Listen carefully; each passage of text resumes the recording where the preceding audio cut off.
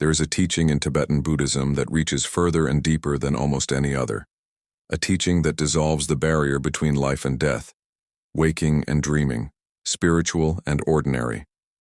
It is known as the knowledge of the 6 Bardos, 6 transitions of consciousness that are not far off mystical states but realizations unfolding every second of your existence. The word Bardo in Tibetan means simply an intermediate state, a bridge, a phase between one condition and another. Usually Western readers encounter it through the Tibetan Book of the Dead, where it describes the states between dying and rebirth. But in truth, the Bardo teaching is far broader. It maps the entire flow of consciousness. From the moment you wake up, through every dream, thought, meditation, birth, death, and rebirth, you are moving through Bardos continuously. Tibetan masters say, if you understand these 6 transitions while alive, you have already mastered death. If you awaken within them, liberation becomes possible at any moment. The stunning insight is that the Bardos are not future events but immediate realities. Right now, as you read these words, one or more Bardos are unfolding through your mind. Recognizing them turns the uncertainty of existence into the path of awakening. Everything changes when you grasp that the very flow of your experience, this constant appearance, disappearance, and reappearance, is the Bardo sequence unfolding. The traditional list names 6, the Bardo of this life, the Bardo of dreaming, the Bardo of meditation, the Bardo of dying, the Bardo of luminosity, and the Bardo of becoming. Each represents a moment of transformation where awareness can wake up. None of them are isolated. They interpenetrate like reflections in water. The way you move through one shapes the rest. To see this clearly is to stop drawing a line between now and the hereafter. Life and death are 2 halves of one continuous movement of awareness discovering itself through change. Let's begin with the first transition, the Bardo of this life. It begins not at birth but at the first instant of self-conscious grasping, the moment awareness identifies with a name, a body, a story. The Buddha called this grasping taking birth in form. From that first identification, consciousness experiences the world as divided into self and other, inner and outer. This duality generates the karmic momentum that shapes perception. Everything after that, thoughts, emotions, dreams, even death, unfolds from the simple error of clinging to identity. The Bardo of life may seem stable, but it's fundamentally transitional. You are not the same being you were 10 minutes ago. Cells replace themselves, thoughts vanish, beliefs evolve. The illusion of continuity hides constant dissolution. Tibetan teachers use powerful metaphors. Each moment arises like a rainbow, vivid but without substance. When you learn to watch this impermanence directly, fear softens. You begin to sense that birth and death happen continuously, not once. Every thought that begins and ends is a small death. Every emotion that fades is a tiny rebirth. You can practice liberation here and now by recognizing that in this life Bardo, you experience countless beginnings and endings every second. The masters insist that realizing the impermanence of the living moment is the most important foundation. All later Bardos depend on it. The practice for this stage is mindfulness grounded in impermanence. When you eat, know that the taste will vanish as soon as it arises. When you breathe, realize each breath is unique. When you love, know that even the moment of love dissolves into change. These recognitions don't make life cold or detached. They ignite gratitude and tenderness. Because you see that nothing can last, you love it more deeply. To live the Bardo of life consciously is to live with the same awareness that will carry you through death, without grasping, without fear. Now imagine falling asleep. Awareness begins to fade. Perception of the body weakens. The boundary of self begins to blur. This is the second transition, the Bardo of dreaming. Tibetan Buddhism treats dreams as a nightly classroom for enlightenment. Every night you die and are reborn in a complete world made of mind. In dream yoga, practitioners train to remain lucid, to know that they are dreaming without waking up. Why? Because the dream realm mirrors precisely what happens during and after death. Both are mental projections mistaken as external reality.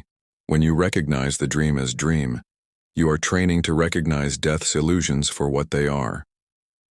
The great master Padmasambhava said, "Those who recognize dreams will recognize death." Dream yoga practice begins with simple awareness exercises before sleep, reviewing the day, generating compassion, and setting an intention to know the dream state.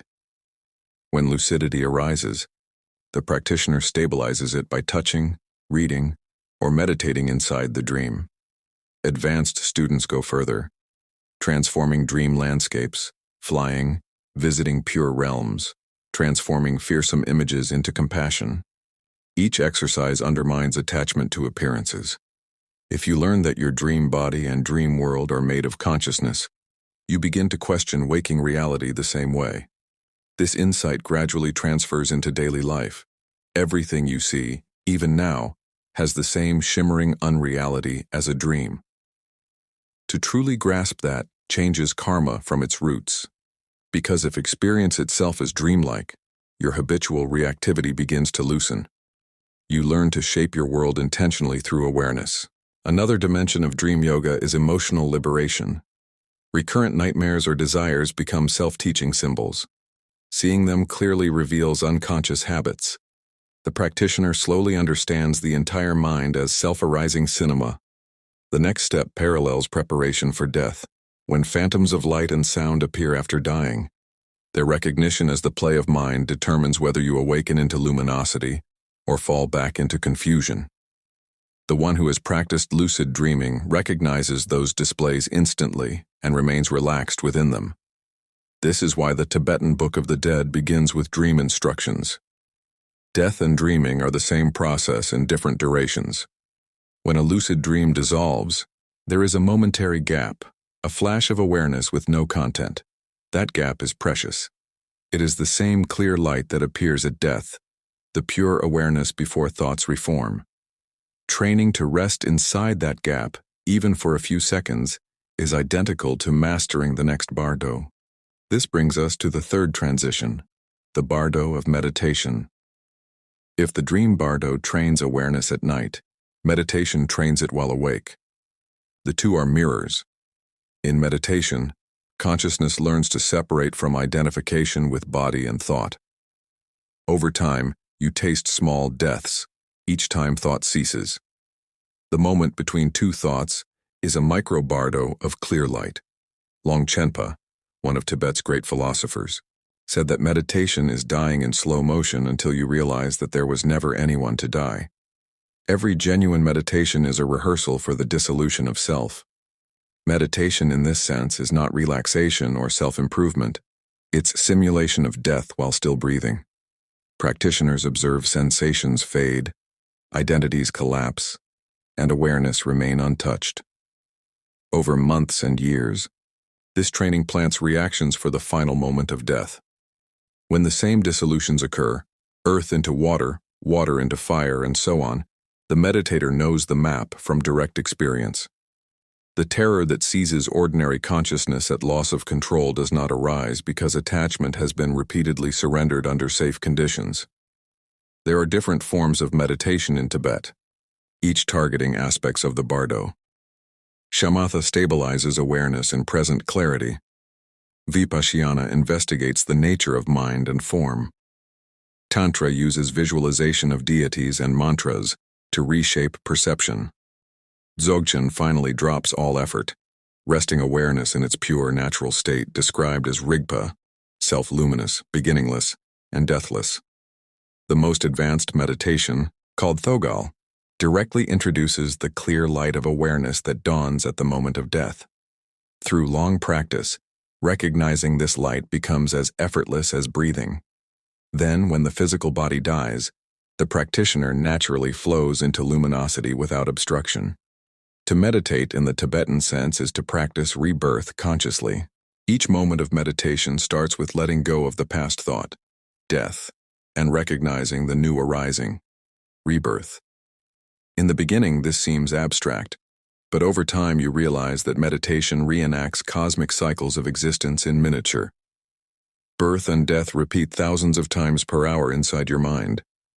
Once you actually perceive that, impermanence ceases to threaten you. You no longer wait for some dramatic future awakening. You awaken inside the ongoing flow of dissolution. The boundary between life and death becomes porous, irrelevant. The Tibetan idea of meditation as Bardo mastery also implies an ethical awakening. You realize that the way you think now becomes the world you inherit later. Meditation exposes karma at its birth, before it becomes external circumstance. You witness thought-shaping perception directly. With that experience, you stop clinging to the illusion of external blame.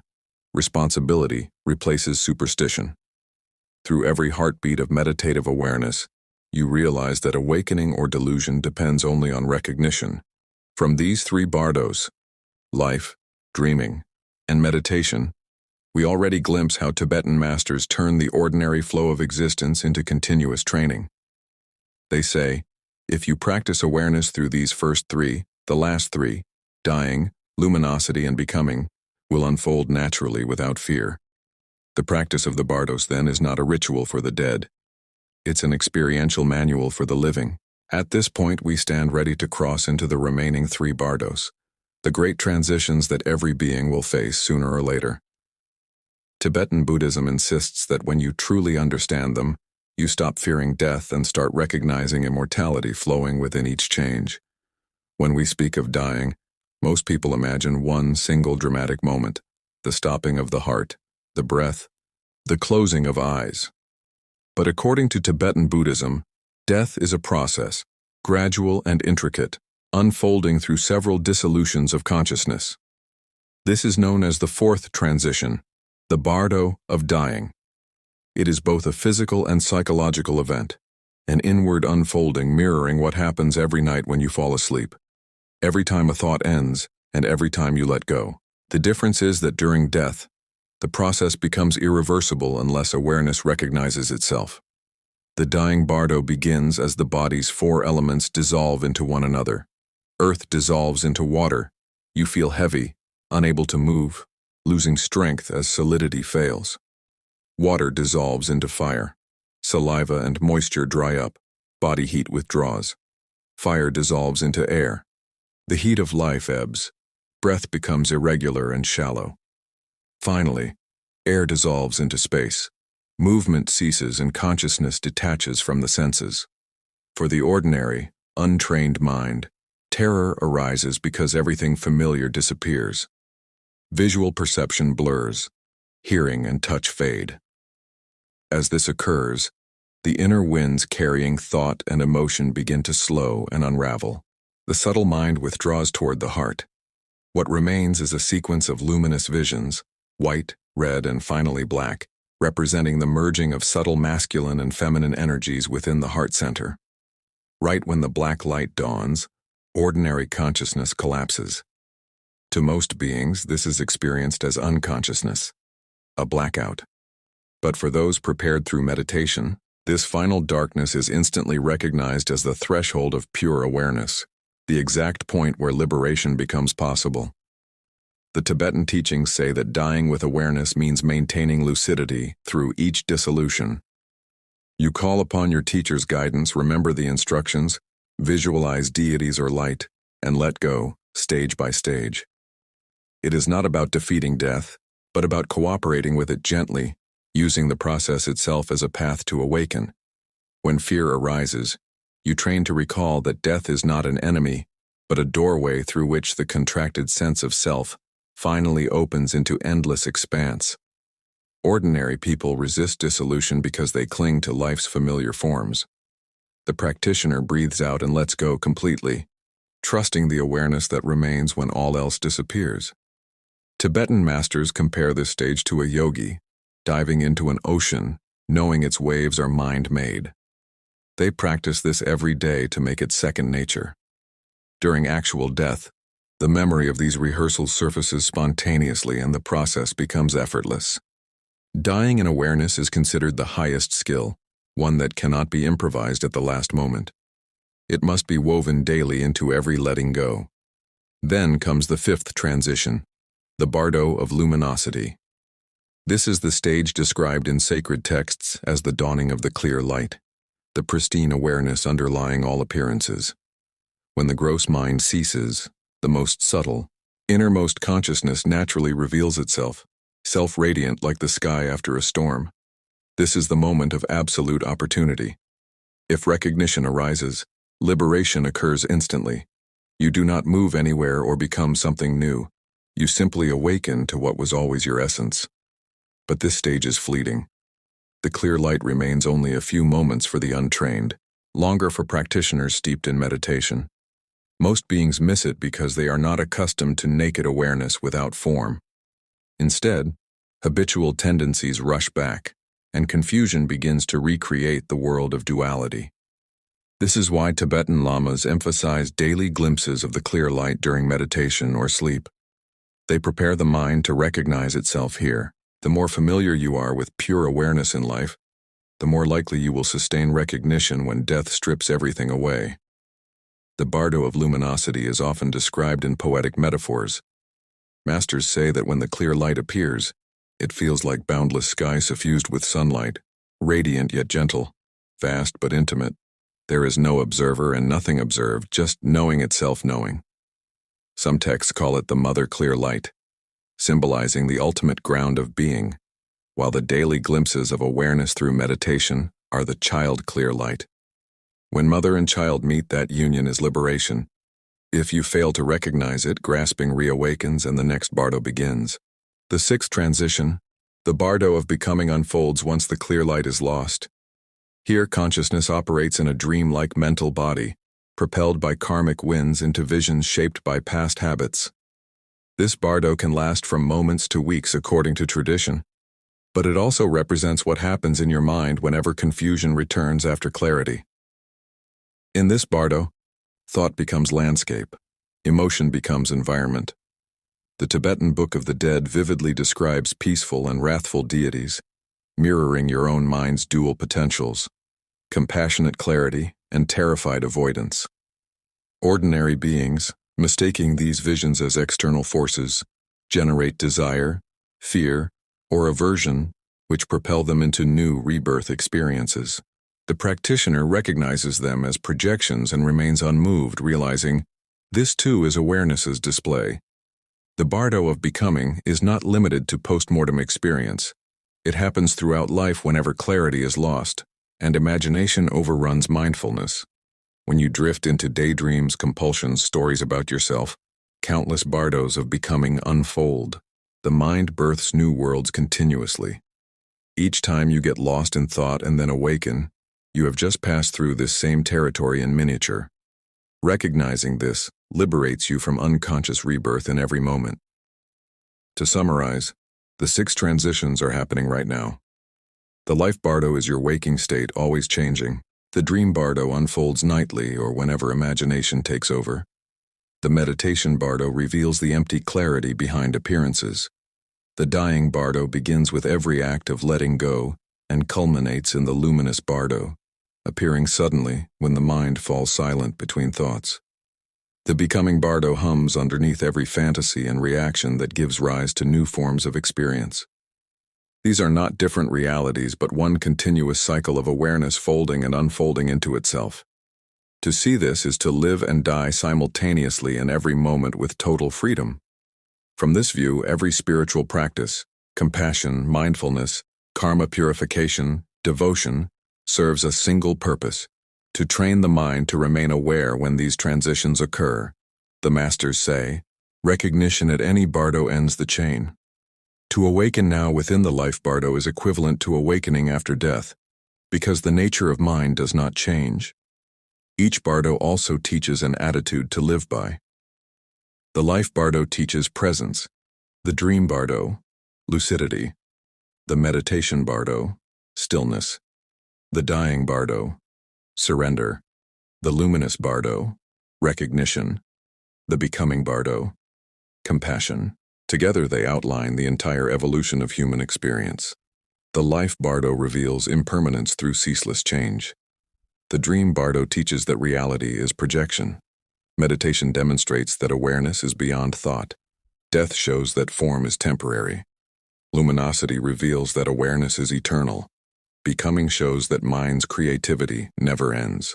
Recognize all 6 and nothing remains hidden from you. Not birth, not death, not the interval between. The Tibetans often speak of Bardos within Bardos. Each thought, emotion, or sensory perception carries the full pattern of dissolution and rebirth. Inhaling, you're born. Holding breath, you live. Exhaling, you die. The pause that follows is the clear light. The next breath is becoming. Observe deeply. Breathing mirrors the entire cycle. When taught to meditators, this becomes Bardo breathing practice, using respiration itself as continuous mindfulness of impermanence. In this way, death awareness transforms into life awareness. Even ethical behavior takes new meaning when framed by the Bardos. Every choice becomes preparation for future transitions. Moments of anger, deceit, or greed generate turbulence in the becoming Bardo. Acts of kindness create luminous momentum. Ethics then cease to be commandments. They become navigation tools for consciousness. Tibetan masters insist that the understanding of Bardos has one goal: to free awareness from fear. When you realize that these transitions are natural, fear dissolves. You no longer treat death as an ending, nor dream as mere illusion. Everything becomes a training opportunity. The question shifts from, how do I avoid death, to how can I use every death for awakening? Fear of change is replaced by awe at reality's creativity. Modern science has begun discovering similar truths in research on consciousness studies, sleep cycles, and near-death experiences. Neuroscience confirms that identity dissolves temporarily in deep sleep, during meditation, even under anesthesia, states analogous to the Bardos. Near-death reports often describe tunnels of light, panoramic review, and peace identical to the descriptions in the Bardo Thodol. What ancient yogis mapped through centuries of inner observation, science is now beginning to detect through data. Consciousness transcends physical death, or at least does not confine itself entirely to the brain. Tibetan Buddhism predicted this long before instruments existed. In modern life, applying Bardo awareness transforms ordinary experiences. Falling asleep becomes sacred rehearsal. Waking up becomes rebirth. Every argument or heartbreak turns into a mini-death followed by new clarity. Anxiety before great change becomes practice for the dying Bardo, learning to relax into unknown transitions. Creativity, love, and even boredom become seen as the play of the mind's deathless energy reinventing form. The longer you live with this recognition, the more anxiety about the unknown fades. Because you see now that you have traversed countless Bardos already: birth from womb, first heartbreak, loss of loved ones, each one a death and rebirth, proving consciousness adapts endlessly. Even your present identity will pass soon, to be replaced by who you become tomorrow. When that transformation is no longer resisted, death itself loses sting. There is a saying from the lineage of Milarepa: those who recognize the Bardo in life will not fear it in death. The practice is continuous awareness, not morbid fixation. It makes you intimate with reality. You see transitions everywhere: seasons, aging, relationships, thoughts. You stop holding life still and begin dancing with impermanence as your companion. Ultimately, Tibetan Buddhism defines enlightenment not as escaping the Bardos, but realizing that you never left them. Samsara and nirvana exist within the same continuum. When awareness stops fighting change, the wheel of becoming still turns, yet its center no longer binds you. That unbound center is your natural mind, luminous through all transitions. The ocean still moves, but you have become the ocean rather than the wave. So when you hear about these 6 Bardos, remember that they are not places or metaphysical myths, but the architecture of now. You are living, dreaming, meditating, dying, shining, and becoming every instant. The only difference between the seeker and the sage is recognition. The sage knows every arising and passing as mind's creative dance. The seeker still calls it birth and death. Both happen in the same space. The invitation, then, is simple yet infinite. Wake within the Bardo you are in. Whether washing dishes, watching a sunset, grieving, or joyous, remember that this experience, too, is transient display. You are its witness, not its captive. Awareness watches form dissolve endlessly and finds itself untouched. To live from that realization is to be free in this life and in every life to come. So tonight, before sleep, let the body lie down thinking, I will die into dream. During dream, remind yourself, I am dreaming. This is illusion. On waking, bless the new life. During meditation, recognize the gap between breaths as clear light. When challenges arise, see them as the becoming Bardo offering new rebirth. In this way, the entire cycle becomes sacred choreography of awakening. You are no longer traveling through Bardos unaware. You are awareness itself moving through time. And when death finally comes, it will hold no threat, only continuity, the same vast silence between two breaths, opening into endless sky. That is the secret Tibet has guarded for centuries. The Bardos aren't future journeys. They are happening right now.